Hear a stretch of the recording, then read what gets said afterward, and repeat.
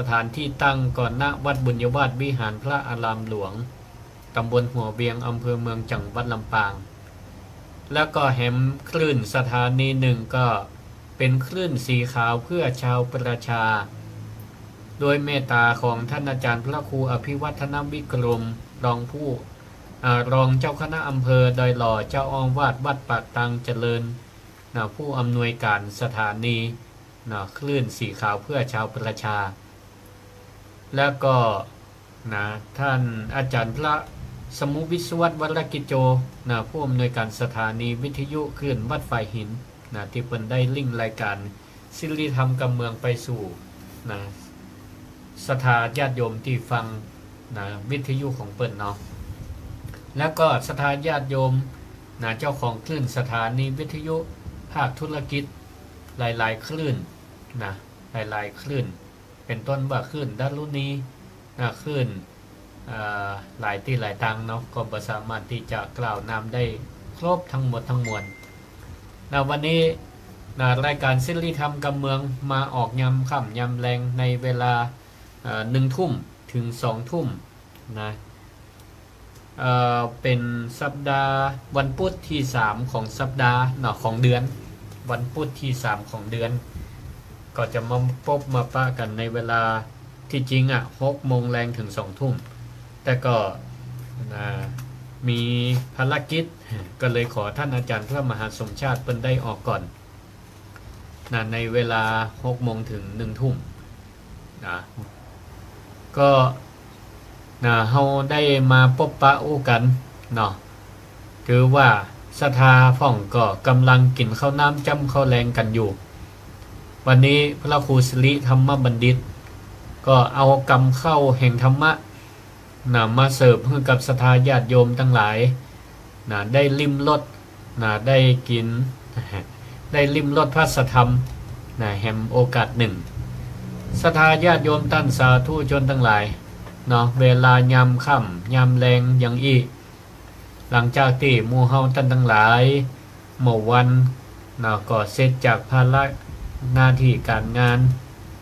ทำงานมาตลอดทั้งวันพ่องก็ผู้สูงวัยก็มีกิจกรรมคนเฒ่าคนแก่นี่บ่เคยอยู่นิ่งต่อใดมีปออุ้ยคนหนึ่งไปแอวหาอายุเป็น80 ปลายลูกหลานก็บ่เคยฮื้อยากการบ่เคยฮื้อยากการแต่ด้วยความเคยชินของเปิ้นเนาะเปิ้นเคยมั่นการมั่นงานเคยเที่ยวทางหญ้ายังต่างๆเปิ้นก็ยังทำอยู่แต่จะได้ก็ตามก็ช่วยกันดูช่วยกันแลพอกอยคนเฒ่าคนแก่โดยจะไปเฮื้อเปิ้นหักโหมหญ้าเกินกำลังจนเกินไปเนาะเดี๋ยวถ้าเป็นอะไรอย่างขึ้นมามันบ่คุ้มศรัทธาญาติโยมทั้งหลายก็เหมือนกันเนอะผู้สูงวัยเฮาก็ต้องประเมินกำลังบังชาของตัวเก่าตัวเองเนาะพ้องก็ฟังธรรมะแล้วก็แม่วันก็ทำการทำงานรายการวิทยุนี้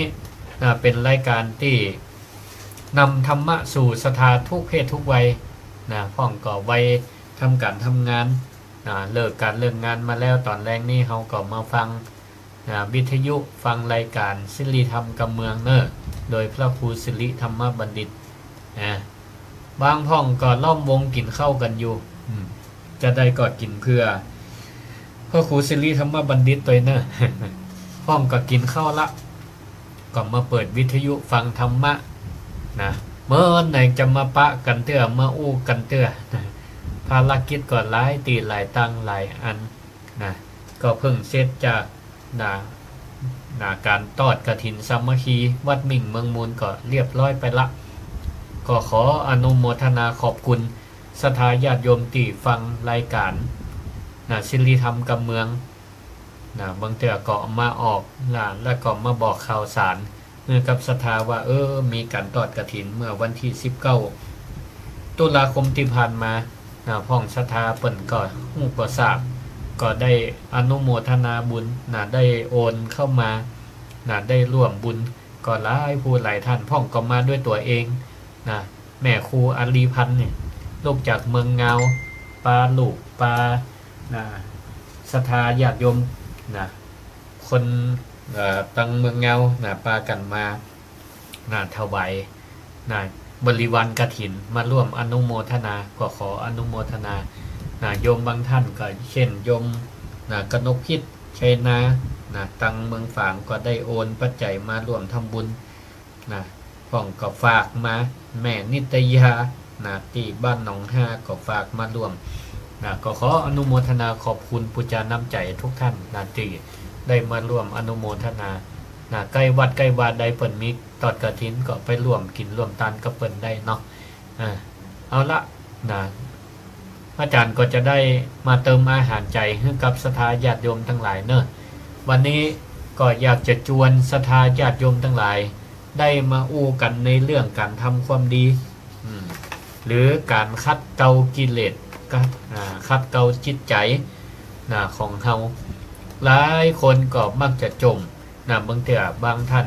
มาวัดมาวาก็มาจมให้ตู้เจ้าฟังว่าตู้เจ้าถ้าอยากเป็นคนดีอยากเป็นคนดีแต่มันมันอยากแต่อยากว่ามันอยากมันอยากแต่อยากว่าอยากจะเลิกโคตรหลักใครเลิกโคตรใครยั่งโคตรแต่พอมันมีเรื่องอะไรยังมากระทบจิตกระทบใจน้อยเปิ่นใส่เฮาน้อยหนึ่งบางเตี่ยว่าคนอื่นก็โมโหแต่เฮาเนี่ยชอบเอาดึงมาใส่ใจมาดึงใส่กับตัวเก่าเดี๋ยวก่อนเด้อขอสุมาภัยเจริญพรฮัลโหลอันนี้โทรเข้ารายการวิทยุแหละสาธุกำลังบรรยายอยู่เนอะโยมแม่โทรมาจากทางใดแม่อ้อยบ้านแม่อ้อยได้รับขนมกับอย่างน้ำบะเป้าแต่ว่าละเนอะขอบคุณฮะหลายวันแล้วรู้นั่นน่ะก็ได้แต่วันซื้นแม่นกะวันซื้นสมาร์ทแต่ว่ามันถ้าจำผิดขอบคุณหลายๆเนอะสาธุเจ้าหน้าฟังมาแหมอนุโมทนาฮะอย่างก็ได้ข้าวมันก็ได้ข้าวมั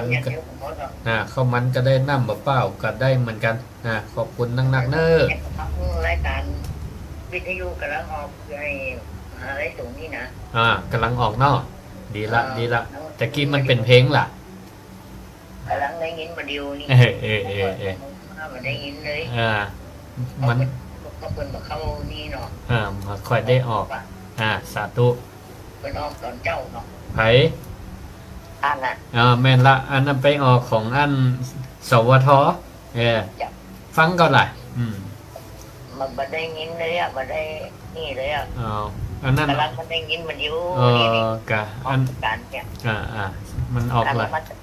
ขอบคุณแม่อ้อยเจริญปอนสาธุสาธุแม่อ้อยบ้านวังหม้อวันนี้ตะกี้อู้ถึงอะไรยังก็อู้ถึงว่าโยมมาปรึกษาใครทำความดีใครเป็นคนดีบ่ใครเป็นคนขี้โคตรแต่บางเตี่ยบางทีมันก็อดบ่ได้เหมือนกันนี่ว่าไผมามาอย่างเข้าหูน้อยเนี่ยก็ได้ละอารมณ์ขึ้นบึดละใครนั่งสมาธิแต่ก็ทำได้วัน2วันก็ขี้ข้านเห็นละถ้าทำบ้านเนี่ยมันตึงได้แต่ถ้ามาทำตังวัดนี่นะมาทำวัดสวดมนต์มานั่งสมาธิวันพระวันศีลนี่บริบทมันได้ศรัทธาญาติโยมทั้งหลายเพราะพระสงฆ์องค์เจ้าเปิ่นนำทำเนาะแล้วศรัทธาญาติโยมก็มาทำด้วยกันเนี่ยต่างคนมีวัตถุประสงค์เดียวกันเนี่ยมันมีไผกวนไผเนาะมันดูต่างแต่ถ้าอยู่ที่บ้านเนี่ยมันเฮาตั้งใจจะทำตั้งใจจะสวดตั้งใจจะนั่งสมาธิมันตึงบรรลุเพราะอย่างสิ่งแวดล้อมมันบ่ได้เนาะบริบทมันบ่ได้เสียงลูกหลานกวนพ่องเสียงทีวีพ่องหยังพ่องบางแก่มันก็เป็นจ้าอันที่เป็นอย่างนี้เนี่ยเพราะอย่างศรัทธาญาติโยมทั้งหลายบางแก่เนี่ยมันก็เป็นพ่อตัวเฮานี่แหละพ ราะใจของเฮาเนี่ยเนาะใจมันหินใจมันฮ้อนถ้าเฮาอยากจะดีแบบพลิกหน้ามือเป็นหลังมือเนี่ยภาษาใหม่เป็นว่าพลิกโฉมใครเป็นคนดีแบบพลิกโฉมนี่มันก็เฮาอยากจะตัดกิเลสให้มันปุดมันขาดไปเลยทีเดียวเนี่ยนะเหมือนกับเฮาหวังจะสร้างเจดีย์ให้มันเสร็จภายในวันเดียวเนี่ยมันก็คงเป็นไปบ่ได้มาศรัทธาญาติโยมทั้งหลายเป็นไปได้ยากเนาะบอกว่าเปิ้นบอกว่าตัวอาตมาเองก็เหมือนกันบางเตือมันก็ลุดพ่องแต่เฮามันสำคัญที่สุดเนี่ยใจถ้ามันลุดไปมันก็ต้องดึงกลับมาเนาะองค์สมเด็จพระสัมมาสัมพุทธเจ้าเปิ้นก็เข้าใจนะพระองค์เข้าใจในธรรมชาติของมนุษย์ได้ดีที่สุดพระองค์ก็เลยประทานพระองค์ได้ฮื้อกุญแจดอกสำคัญไว้ฮื้อเฮาดอกหนึ่งนะศรัทธาญาติโยมทั้งหลายเป็นพระพุทธพจน์คำสอนที่อาตมาจะได้มาอู้ในวันนี้พระพุทธเจ้าเปิ้นก็ได้ตัดเป็นคำบาลีถ้าจะว่าไปศรัทธาก็ถ้าจะงงเอาแปลเป็นไทยแล้วกันเนาะแปลเป็นไทยแล้วกันคือพระพุทธเจ้าได้ตรัสว่าจะอีกผู้มีปัญญาพึงกำจัดมลทินคือกิเลสของตัวเก่าไปทีละเล็กไปทีละน้อยทำไปทีละคณะทีละคณะตามลำดับเหมือนกับนายช่างทองก้อยๆเป่าสนิมเพื่อมลทินมันออกจากเงินได้ฉะนั้นนี่ศรัทธาญาติโยมทั้งหลายฟังเจ้าอีนในชัดเจนก่อนบางพองก็ยังงงอยู่เดี๋ยวก็จะได้อธิบายขยายความไปเนาะศรัทธาญาติโยมทั้งหลายอันนี้เป็นคำสอนของพระพุทธเจ้าเพิ่นได้ตัดเป็นพระคาถาไว้ว่าเฮาเนี่ยบ่ต้องทำทีเดียวให้มันเสร็จแต่ให้เฮาเนี่ยมันทำทีละเล็กทีละน้อยหลักธรรมในข้อนี้เนี่ยเปิ้นห้องว่าอนุปุพพสิกขาก็คือการศึกษาไปตามลำดับการปฏิบัติตามไปตามลำดับบ่ใช่ปฏิบัติแบบก้าวกระโดดบางคนใจห้อนไงใครให้มันถึงใครให้มันสำเร็จก็เลยก้าวกระโดดไปมันก็เป็นไปได้เป็นไปได้ยากเป็นไปได้จ้ามีนิทานเซนอยู่เรื่องหนึ่งมีลูกศิษย์คนหนึ่งก็จะปฏิบัติธรรมใจห้อนก็เลยไปถามอาจารย์ว่าท่านอาจารย์ผมต้องการให้บรรลุธรรมเนี่ยผมจะต้องใจเวลาเหมือนแค่ไหนอาจารย์ฟังอีกก็เลยตอบว่า10 ปีโอ้ลูกศิษย์ก็ว่าเมินลำไปอาจารย์จะเอียดได้ก็ถ้าผมทำตึงวันผมทำปฏิบัติธรรมตึงวันเนี่ยผมจะบรรลุใจเวลาบรรลุได้เหมือนได้กี่ปีอาจารย์ก็ซ้ำว่า20 ปีโอ้อย่างมาอันนี้เหรอผมปฏิบัติให้มันเข้มข้นขึ้น2 เท่าจะได้ว่าระยะเวลาจะบรรลุมันเสมือนแต่กี้ว่า10มันเดียวว่า20ถ้าอย่างอันเนี่ยผมจะทำตึงวันตึงคืนเมื่อได้ยุดได้ยั่งผมจะบรรลุได้ไวก่อนอาจารย์บอกว่าโอ้ชั่วชีวิตหนึ่งถึงจะบรรลุลูกศิษย์ก็งงก็เลยถามอาจารย์ว่าจะได้ก็เธอมุ่งเป้าเหมือนตาข้างหนึ่งมุ่งเป้าไปที่ความสำเร็จอยากจะสำเร็จแต่ตาข้างหนึ่งเธอบ่ได้พอหนทางที่จะบรรลุบ่ได้พอถนนหนทางที่จะบรรลุถ้าเธอทำอย่างแบบก้าวกระโดดใจห้อนล่ำไปเนี่ยความสำเร็จมันจะบ่สำเร็จมันจะจ้าแต่ถ้าเธอมองตีกันทำก็คือปัจจุบันตั้งใจปฏิบัติในปัจจุบันอยู่กับคณะจิตบ่ต้องไปใจเห็นใจห้อนบ่ต้องไปนึกถึงเป้าหมายบ่ต้องไปนึกถึงผลที่มันจะเกิดขึ้นเดี๋ยวมันก็แล้วเหมือนกับศรัทธาญาติโยมทั้งหลายเวลาเฮาญาการญางานเนี่ยนะเนาะบางญาการญางานเนี่ยถ้าเฮาญาการญางานเพราะเฮาไปรับจ้างเบิ่นกาเนาะญาตรงญานา เดี๋ยวก็เดี๋ยวก็แงนพอตะวันเดี๋ยวก็แงนพอตะวันเมื่อใดจะได้เวลากินข้าวตอนเดี๋ยวก็พอแงนพอตะวันได้เมื่อใดจะได้เวลาเลิกงานเหี่ยความรู้สึกจะอีเนี่ยมันจะทำยิ่งเฮากองหาเวลากองหาเป้าหมายมันซ้ำจ้าเนาะสถาญาติโยมทั้งหลายคิดว่าจะได้แต่ถ้าเฮาบ่ได้กองหามันนี่นะเหมือนเฮาทำการทำงานในอย่างที่มันม่วนมันม่วนมันเฮาก็ทำไปใส่ใจกับงานที่เฮาทำไปหมดเวลาล่ะกำเดียวก็แล้วอ่ะอย่างอีเป็นต้นนี่หันก็มันความรู้สึกมันเหมือนกันถ้าเฮาก่อยทำไปตามลำดับขั้นตอนเนี่ยความสำเร็จมันจะเกิดขึ้นทีนี้ศรัทธาญาติโยมทั้งหลายมนทินในตีนี้มันคืออะไรอย่างก็คือกิเลสเครื่องเศร้าหมองของเฮาเนี่ยที่มันมาเป็นตัวตัดกำลังมาเป็นตัวขวางเฮาเนี่ยทำมันอย่างบ่สำเร็จก็คือ1โลภะความโลภที่มันคอยอยากได้นั่นอยากได้นี่อยากให้ถึงเวลาอยากให้มันถึงเวลาแม่ตอนอยากให้เวลาถึงเวลากินข้าวอยากให้ถึงเวลาเลิกงานอยากให้ถึงเวลาแล้วอย่างนี้มันเป็นความโลภความโกรธใจหินโกรธมันคอยจ้องให้เฮาเนี่ยที่จะใจเนี่ยมันห้อนปุ่งจนอย่างเดียวความหลงที่มันเหมือนบอดมาหูจักว่ามันแยกแยะความถูกต้องหรือบ่ถูกต้องอย่างนี้กิเลสเราเนี่ยศรัทธาญาติโยมทั้งหลายมันบ่ได้เกาะเฮาแค่วัน2วันแต่มันเกาะมาแบบข้ามภพข้ามชาติก็มีกิเลสเมื่อมันเกาะข้ามภพข้ามชาติเนี่ยมันก็อาจจะเกาะแบบหนาเปิ้นว่าเหมือนกับสนิมที่มันเกาะกินเล็กที่ก็กินมาเป็นบ่ฮู้กี่ปี10ปี20ปี100ปีแล้วเฮาเป็นไผศรัทธาญาติโยมทั้งหลายเนาะเฮาจะมาหวังเอาน้ำขวดเดียวมาฮดแล้วก็จะฮื้อสนิมเนี่ยมันหลุดออกไปในทีเดียวเนี่ยมันก็คงเป็นไปบ่ได้พระพุทธเจ้าเปิดก็สอนให้เฮาว่าให้เฮาเนี่ยมันทำความดีไปทีละน้อยทำทีละน้อยแต่เฮาทำบ่หยุดเฮาทำบ่หยุดอย่างก็ตามแต่เนาะที่ในชีวิตประจำวันอย่างที่เฮาทำไปแล้วมันบ่เกิดความ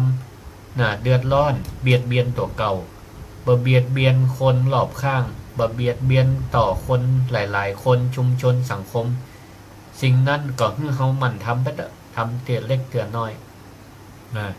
บ่ต้องรอฮื้อบ่ต้องหวังว่าจะฮื้อไผหันคะแนนว่าใจเฮาหันก็พอเฮาทำคุณงามความดีเฮาปฏิบัติธรรมอันหยังก็ตามเพื่อทำทีละเล็กทีละน้อยแต่เฮามันทำแบบบ่หยุดทีนี้เฮาลองมาพออุปมาอุปไมยที่พระพุทธเจ้าเปรียบไว้เหมือนกับช่างทองช่างทองศรัทธาญาติโยมทั้งหลายช่างทองหรือช่างเงินก็ตามเนี่ยเวลาเขาได้แห่ได้แห่มาจากเหมืองได้แห่มาจากเหมืองเป็นก้อนก้อนไปหล่อนมาหินมาแห่ทั้งหลายเนี่ยเนาะเป็นก้อนเงินบริสุทธิ์พ่องเป็นก้อนทองบริสุทธิ์สวยงามพ่องเห็นมันตอนแรกถามว่ามันงามเลยก็มันก็บ่งามเป็นก้อนบลิกปิกป๊อกก้อนน้อยก้อนใหญ่พ่องบ่งามหรอกแต่มาหินมาแห่ตั้งหลายทองเงินตั้งหลายมันผสมปนกันไปหมดมันก็เปรียบเหมือนกับก้อนดินก้อนทรายเนี่ยมันก็เปรียบเหมือนขี้ดินเปรียบเหมือนมลทินเปรียบเหมือนมลทินช่างเงินช่างทองนี่ก็เปรียบเหมือนตัวเฮาก็ต้องมาสกัดมาคัดแยกมาหล่อนทองหล่อนเอาสิ่งปฏิกูลทั้งหลายออกไปให้มันเหลือแต่ก้อน นะทองเงินไปทีนี้บรรดาหมู่ช่างทั้งหลายช่างเงินช่างทองที่เปิ่นอันไปเสาะมาเนี่ยเขาเนี่ยจะได้ขั้นที่หนึ่งเขาบ่เคยท่ออกท่อใจหรอกเนาะบางเตือเนี่ยเปิ่นไปหิงไปเปิ่นภาษานี่ไหวเดี๋ยวไปหล่อน ใจคำว่าหล่อนดีกว่าเนาะไปหล่อนเงินหล่อนทองเนี่ยบางเตือเนี่ยนะก็บ่ได้มาก็มีนะบ่ได้มาก็มีจับนะเอาได้มาหินทรายขี้ดินขี้เปอะนะก็บ่เป็นหยังเขาก็บ่ได้จมนะว่าโอ้ได้ขวาสกปรกนะเขาก็บ่เคยจมว่าของสกปรกทิ้งดีกว่านะแต่เขามีความรู้มีปัญญาเขาก็นะรู้ว่าข้างตังในเนี่ยนะบางเทื่อเนี่ยนะเป็นก้อนดินติดมาเนี่ยเขาก็บ่ฟังขว้างแท้ก็มันล่างเนาะเอาหินนะสวยกับน้ำนะล่างไปล่างมาขี้ดินลุดนะอาจจะมีเงินมีคำนะซ่อนอยู่ตังในก็ได้เนาะก็เปรียบเหมือนใจเฮาเนี่ยศรัทธาญาติโยมทั้งหลายแม้ว่ามันจะมันจะเต็มไปด้วยกิเลสเนาะเต็มไปด้วยกิเลสความโลภความโกรธความหลงแต่ว่าเนื้อแท้ของเฮาในจิตในใจของเฮานี่ศรัทธาญาติโยมทั้งหลายมันมีความสะอาดอยู่ใจของเฮาทุกท่านทุกคนเนี่ยนะมีจิตบริสุทธิ์ที่สะอาดอยู่พร้อมที่จะสามารถคัดเกลาได้เป็นคนดีได้เหมือนกันทุกท่านทุกคนเพียงแต่ว่าเฮานั่นต้องอาศัยความขยันหมั่นเพียรนะทำอยู่มันบ่อยๆทำเป็นประจำทำวันละเล็กวันละน้อยนะวันละเล็กวันละน้อยต่อมาขั้นตอนที่สองของช่างเงินช่างทองนี่เปิ้นเนี่ยจะได้เมื่อเปิ้นไปเก็บไปหล่อนมาแล้วเนี่ยก็คัดแยกเอาเป็นก้อนเงินก้อนทองมาเปิ้นก็เอามาหลอมเนาะเอามาเผาไฟหลอมนะเมื่อไฟใจไฟคือความร้อนเนี่ยเข้าช่วยเผาเมื่อทองนี่มันละลายมันละลายเป็นน้ำทองก็เปรียบเหมือนตัวเฮาเนี่ยที่ต้องใจไฟก็คือศีลสมาธิและปัญญาเข้ามาหลอมใจเฮาคุมศีลก็คือการคุมไฟเมื่อให้มันไม่ลามไปบ้านอื่นสมาธิก็คือการคุมไฟให้มันนิ่งให้มันอยู่ในภาชนะที่เฮาหลอมมันก็ให้ความร้อนเนี่ยมันสม่ำเสมอเหมือนทองเนี่ยเฮาใครได้ให้มันเป็นน้ำทองมันก็ต้องใช้เวลาใช้ไฟที่มันสม่ำเสมอปัญญาก็คือการรู้ว่าเฮาต้องใช้ไฟแห้งเบาก่อยแค่ไหนไฟเบาลำไปทองก็บ่หลอมใช้ไฟหนักเนี่ยมันก็จะสะเด็นหายไปได้เนี่ยอันนี้คือวิธีการต่อมาข้อที่3เขาก็ก้อยๆเป่าก้อยๆตักอันเนี้ยคือหัวใจสำคัญช่างทองเนี่ยเขาไม่ได้เอาไฟเผาแจ้ไว้ทีเดียวแต่เขาใจต่อเป่าลมคอยเป่าลมเพื่อเข้าไปกำน้อยพอความร้อนมันได้ตีมลทินที่มันเป็นขี้ฝุ่นขี้เต่าขี้แห่ตั้งหลายหรือว่าตะกอนตะกันตั้งหลายขาบขมเหาดำตั้งหลายเขาก็ใช้วิธีเป่า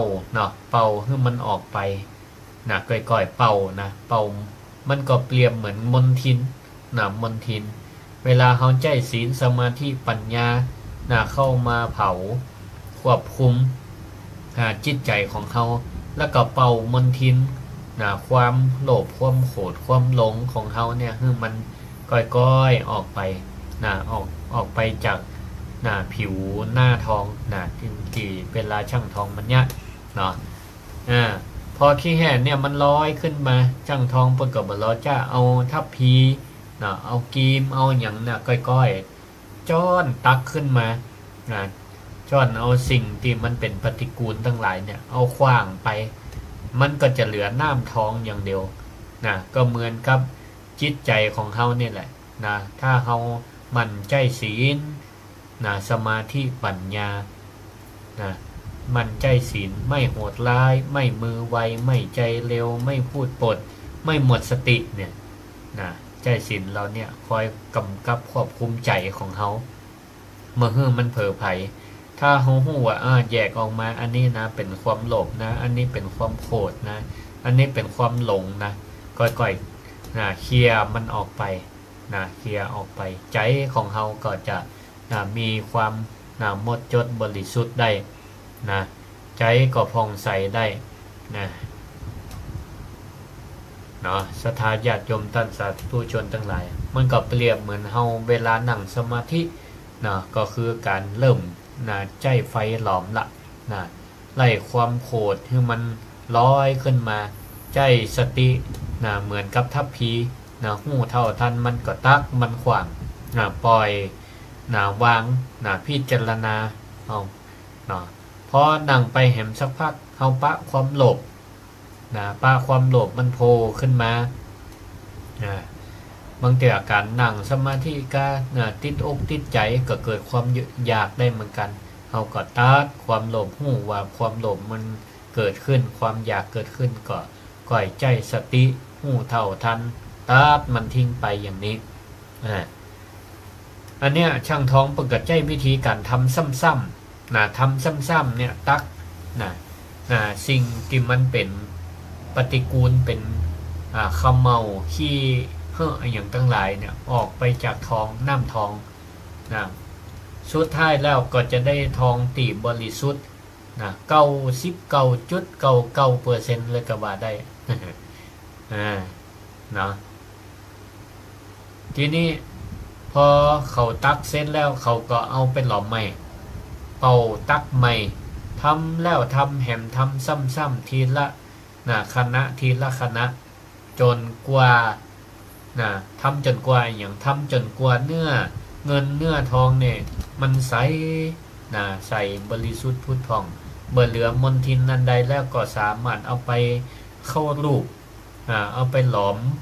เข้ารูปเป็นแท่งเป็นรูปประพันธ์อย่างก็ได้นี่ศรัทธาญาติโยมทั้งหลายก็เปรียบเหมือนกันปฏิบัติธรรมของเขาเนี่ยเขาต้องทำซ้ำๆมันการปฏิบัติธรรมมาได้หมายความว่าเขาจะต้องมานั่งรับตานั่งสมาธิอย่างเดียวการปฏิบัติธรรมก็คือการทำหน้าที่ของเขาแต่ละวันเนี่ยถ้าเขาตั้งใจทำความดีโดยการใจศีลสมาธิและปัญญาเข้าไปกำกับเขาก็ใจศีลสมาธิปัญญาเนี่ยกำกับตึงวันตึงวันอย่างนี้ก็ทำได้มันก็จะลดความโลภลงไปได้วันนี้ลดลงไปเหลือ99 98 97ลดลงไปอย่างนี้เขาก็ฟื้นทำไปเขาก็ลองเปรียบเทียบพอว่าตั้งแต่เขาเนี่ยใจ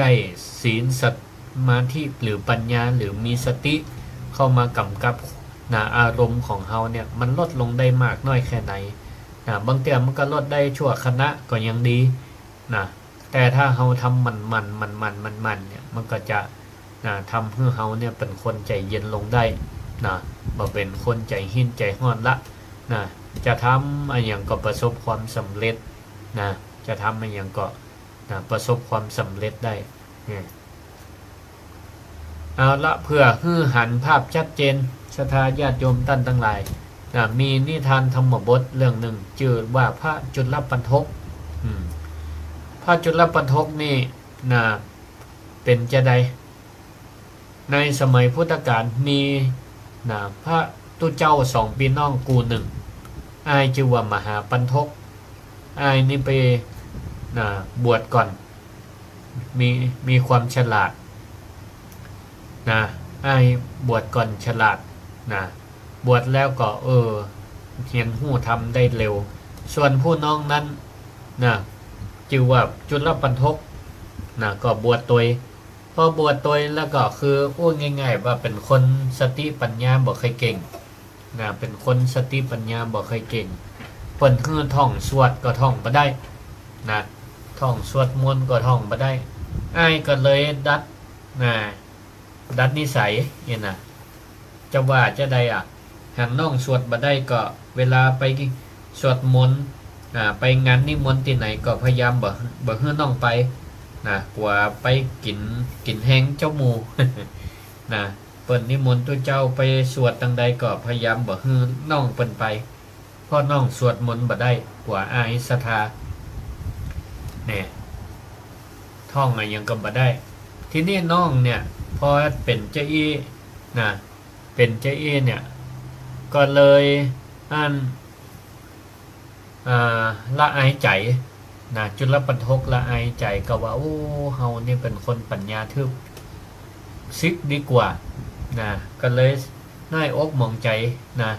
ว่าสติปัญญาตัวเก่าบดีตั้งใจว่ามันนี่จะไปซิกละทีนี้ตัวเจ้าตั้งหลายก็ปากันไปกินนิมนต์มนะเหลือกับตัวเก่าคนเดียวจะออกไปซิกพระพุทธเจ้าเปิ่นก่อนได้เล็งหันยานหันจิตยานของพระจุลปันทกก็หันว่าอุปนิสัยของพระจุลปันทกนี่จะได้เป็นพระอรหันต์นะนี่ขนาดว่าท่องคาถาบ่ได้นะท่องบทสวดมนต์บ่ได้แต่พระพุทธเจ้าเล็งหันว่ามีของดีอยู่ซ่อนอยู่ในตัวของพระจุลปันทกถ้าเขาจะเปรียบเหมือนตะเกียเหมือนว่าทองที่มีขี้ดินหุ้มอยู่แต่พระพุทธเจ้าหันในลึกหันถึงทองอยู่ในขี้ดินพระพุทธเจ้าก็เลยเสด็จไปดักรอที่ประตูหน้าวัดหู้วัดจุลปันทกกำลังเอาผ้าขาวเอาผ้าขาวผ้าหนุ่งเนี่ยจะซิก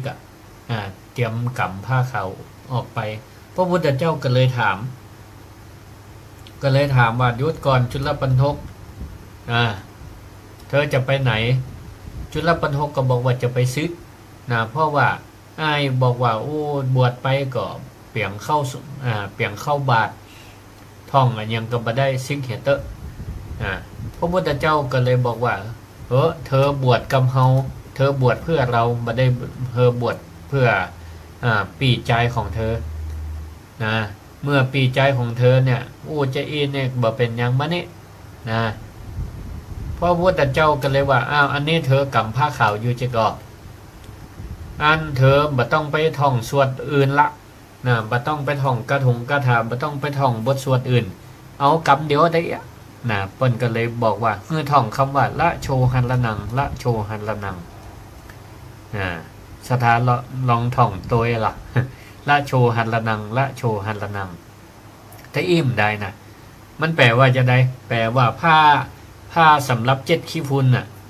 ละโชหันละนังนี่นะผ้าเจ็ดขี้ฝุ่นที่นี่ก็พระพุทธเจ้าแนะนำว่าสวดอย่างเดียวมันได้เธอต้องเอามือลูบผ้าเนอะลูบผ้าแล้วก็บนแล้วก็ฮื้อท่องคำว่าละโชหันละนังละโชหันละนังที่นี่พระจุลปันทกก็ดีจะอีกะถ้าจะง่ายเฮ้ยว่าแล้วพระจุลปันทกก็ไปนั่งในมุมสงบอยู่แล้วก็มือข้างหนึ่งก็ลูบผ้าขาวไปแล้วก็ได้ท่องคำว่าละโชหันละนังละโชหันละนังละโชหันละนังละโชหันละนังลูบไปลูบมาศรัทธาญาติโยมทั้งหลายเกินอย่างขึ้นเหือจากมือขี้ใครจากมือของพระจุลปันทก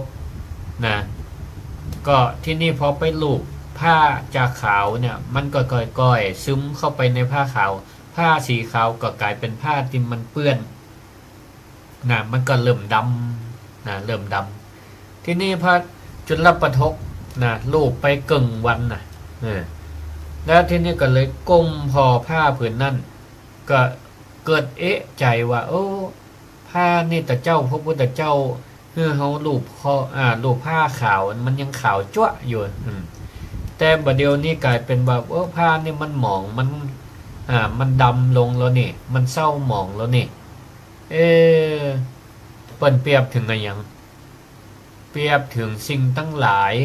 สังขารทั้งหลายก็เหมือนกันเนาะ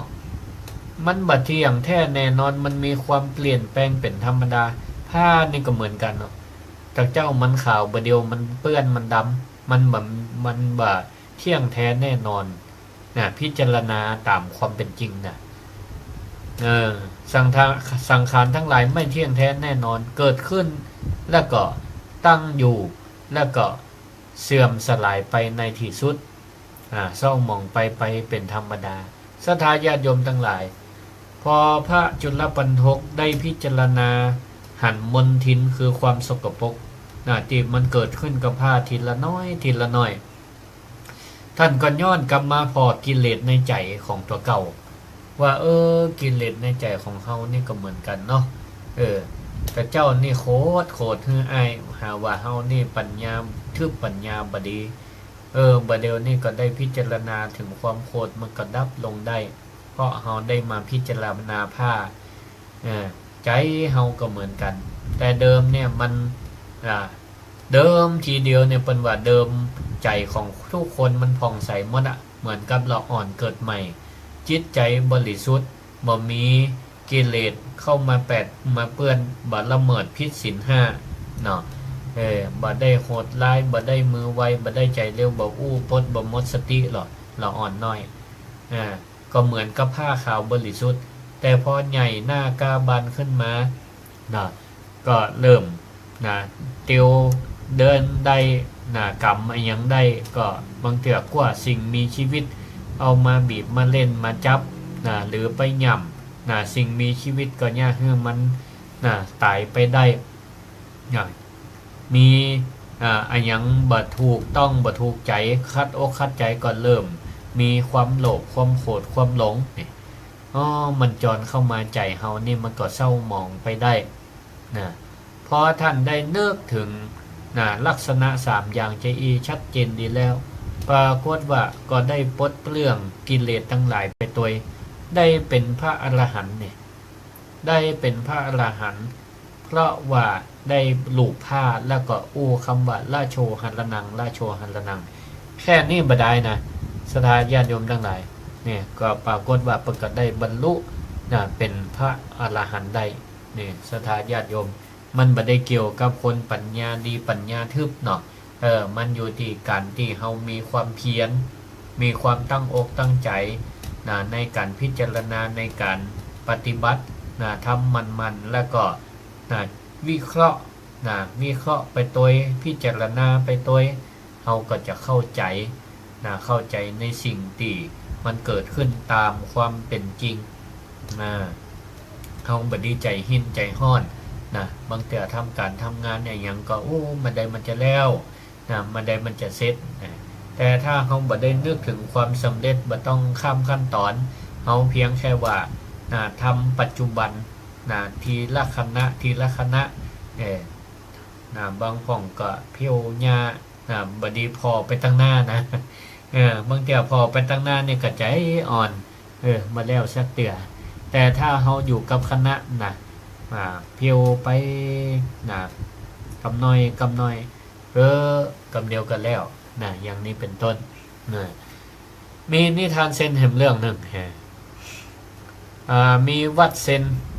มีศิษย์วัดเซนคนหนึ่งอาจารย์ไปตักน้ำบ่อหลังเขามาเติมใส่โอ่งอาจารย์ใจให้ลูกศิษย์เนี่ยไปตักน้ำหลังเขามาใส่โอ่งแต่ก็น่าเอ็นดูเหมือนกันทางน้ำที่อาจารย์ให้มาเนี่ยกลายเป็นว่ามันหัวศิษย์คนนี้ก็พยายามจะตักวิ่งมาน้ำก็ลดไปเกิงหนึ่งมันเพิ่มวิ่งไปวิ่งมาเพิ่มผ่องที่นี่ทำมาอยู่3 วันองค์ก็น้ำก็บ่เต็มสักเตือบ่เต็มสักเตือเพราะมันหัวศิษย์คนนี้ก็เลยอดบ่ได้ก็เลยไปกราบอาจารย์ว่าอาจารย์ครับถังมันหัวผมตักมาต่อใดมันก็บ่เต็มเสือแห้งบ่ได้อาจารย์ก็เลยยิ้มแล้วก็จูงมือลูกศิษย์เดินไปติดทางเดินแล้วก็บอกว่าเธอหันอะไรอย่างก็ลูกศิษย์พอไปก็เลยถามว่าหันอะไรอย่างครับเธอ บ่หันยังครับหันกันหญ้ากับดอกไม้ที่มันขึ้นนั่นนะกะที่ผมเดินตักน้ำเนี่ยมันก็มีแค่นี้อาจารย์ก็ถามต่อว่าแล้วเนี่ยอย่างเธอแล้วเนี่ยอย่างดอกไม้กับหญ้ามันถึงขึ้นมันถึงขึ้นเพราะตัดตีเธอเดินเนี่ยทำไมมันบ่ขึ้นตัดอื่นลูกศิษย์ก็เลยอึ้งไปนะก็เลยนึกว่ามันเป็นพ่อน้ำที่มันหัวที่มันหัวออกจากถังทีละน้อยทีละน้อยตลอดทางที่เป็นตีลูกศิษย์เดินไปนะน้ำมันหัวจากถังก็มันก็โหดเจ้าตอกดอกไม้มันก็เจริญงอกงามอาจารย์ก็เลยสอนว่าเธอน่ะมัวแต่ท่ออกท่อใจตีน้ำในถังมันผ่องไปจนเธอลืมยินดีกับดอกไม้ที่มันงอกงามขึ้นมาการปฏิบัติธรรมก็เหมือนกันอย่ามัวแต่เฮาท่ออกท่อใจว่าโอ้กิเลสเนี่ยมันยังมีอยู่มันยังบรรลุไปเตื้อความโลภยังมีอยู่ความโกรธก็ยังมีอยู่เปิ้นว่ายินดีกับความดีก็เปรียบเหมือนกับดอกไม้ความดีที่มันก่อยๆงอกงามขึ้นในอกในใจมันก็สามารถไปแทนตีได้เนาะแม้ถึงว่าทางเขาจะหัวแต่เขาก็บ่ยุดตักสักวันองค์มันก็จะเต็มได้อย่างนี้นี่ลูกศิษย์ได้ฟังอย่างนี้ก็เปลี่ยนแนวคิดใหม่ตักน้ำไปก็ด้วยความเพียรดีอกดีใจกับก็ตอกดอกไม้ที่ในระหว่างทางเดินเนี่ยน้ำมันไปโฮดก็คือมันเจริญงอกงามได้นี่ศรัทธาญาติโยมทั้งหลายทีนี้เฮาก็ลองเอาเฮาจะเอาธรรมะเนี่ยมาใจกับในชีวิตประจำวันของเฮานี่ได้จะได้ศรัทธาญาติโยมท่านสาธุชนทั้งหลาย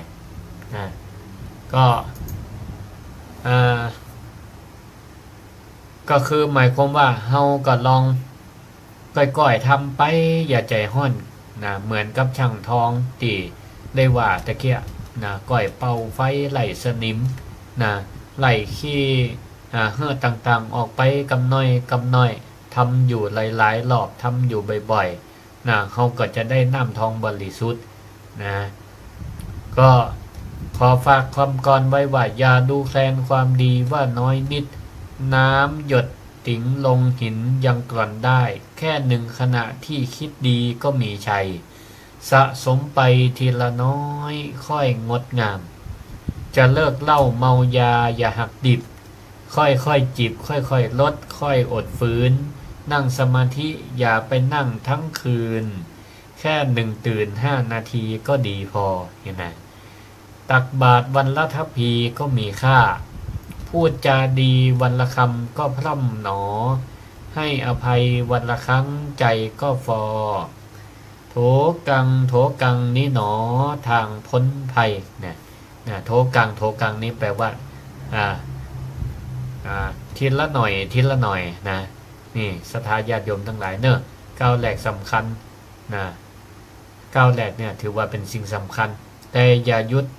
แค่ก้าวแรกเขาก็คือก้าวต่อไปเป็นก้าวสั้นๆแต่ก็ถือว่าเขาได้ก้าวอยู่จงก้าวยังบ่หยุดเอาละก็ได้อู้มาพอสมควรแก่เวลาใต้ก่อนจะวางก่อนจะจบกันนี่ก็เปิดไม่ให้ศรัทธาญาติโยมทั้งหลายได้โทรเข้ามาแสดงความคิดความหันได้ฟังตั้งใดพ่องก็โทรมาอู้กันได้เนาะ064-949-5999นะ064-949-5999รายการศิริธรรมกำเมืองโดยพระครูศิริธรรมบัณฑิตตะกี้แม่อ้อยประกาศแซวว่าโอ้บ่ได้ยินเสียงนี่เหมือนละ ต้องขอสุมาอภัยเดี๋ยวเลิกจากนี่ศรัทธาญาติโยมทั้งหลายนัดนักเรียนเรียนบาลีออนไลน์ไว้ปกติก็เข้าทุ่มเกิงถึง3 ทุ่มเกิงเนาะที่หายไปก็บ่เจว่าอันหายแล้วก็บ่ได้ทำอะไรอย่างพอดีเวลามันตรงกันเนาะต้องสอนบาลีนักเรียนเนี่ยคนบ้านก็เรียนกันเรียนบาลีออนไลน์เนี่ยก็อาศัยความเพียรทำกำน้อย เจริญปอนเจริญปอนปิดอันเบาเสียงตัวเนอร์เบาเสียงก่อนอ่าก ำลังชาร์จรอแป๊บจ้าสาธุขอบุญเยอะเนาะ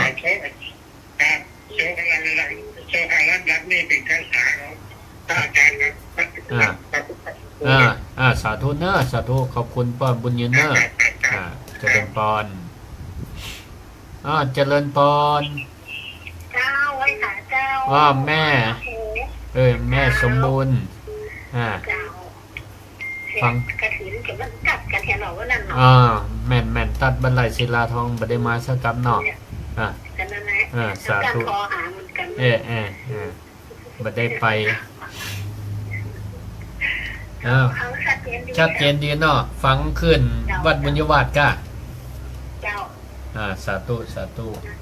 เปิดหลักแท้น่ะนะบ่ได้ยินเสียงมีโอกาสก็อันนี้อยู่เนาะขอบคุณหลายเนอะ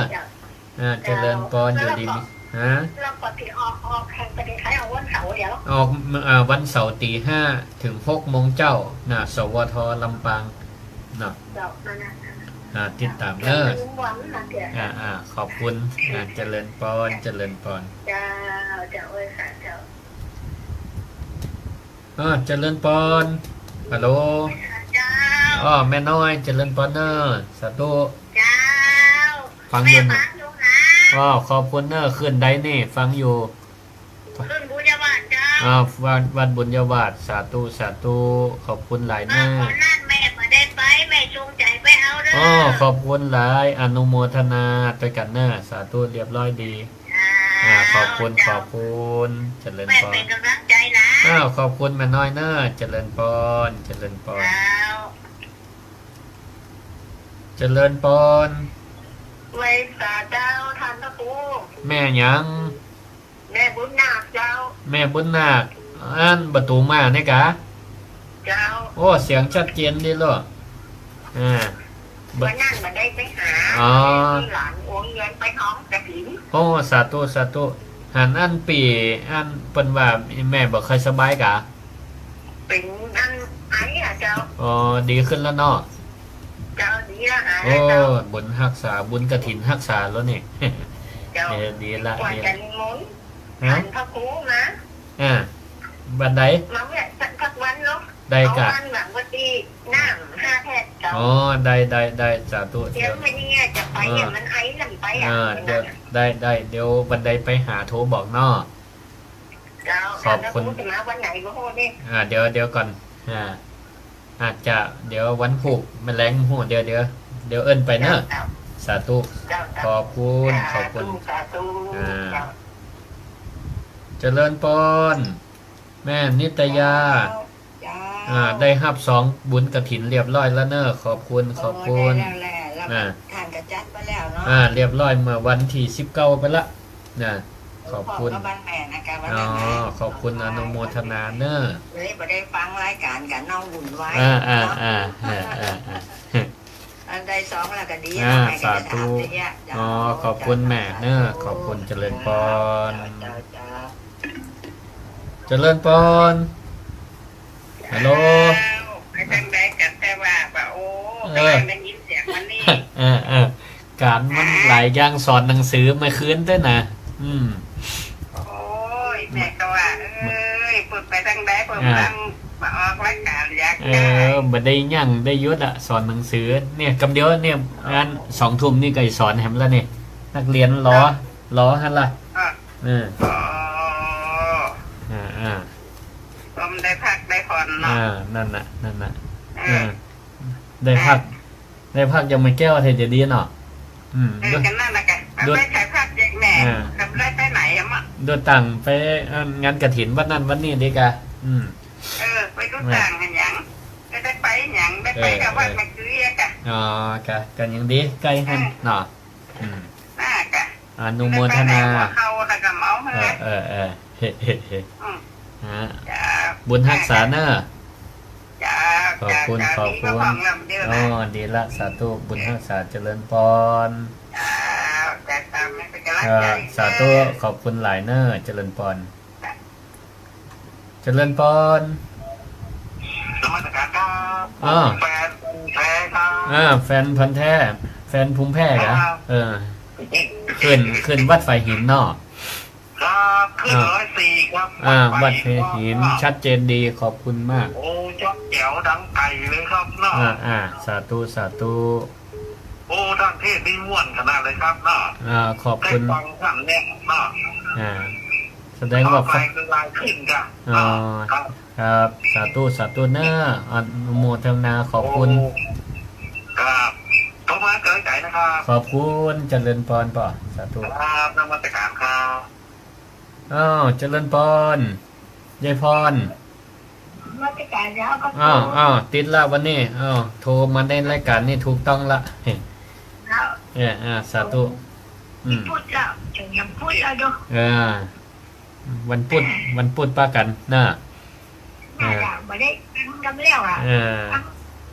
บอก กับฟังตนอื่นกันออกถึงวันเนาะน่ะ เจ้า สาธุเนอะจะหมดเวลาแล้วแม่ ขอบคุณเนอะ บ้าหมาละเนี่ย สาธุขอบคุณเนอะเจริญพรเจริญพร จ้า เจริญพรเอาละเวลาหมดเวลาขอลวดลาศรัทธาญาติโยมไว้เพียงเท่าอีก่อนเนอะขอให้อยู่ดีมีสุขสมบุญพ้นสุขมั่งมีสีสุขอายุมั่นขวัญยืนเด้ออายุวันโนสุขังปะลัง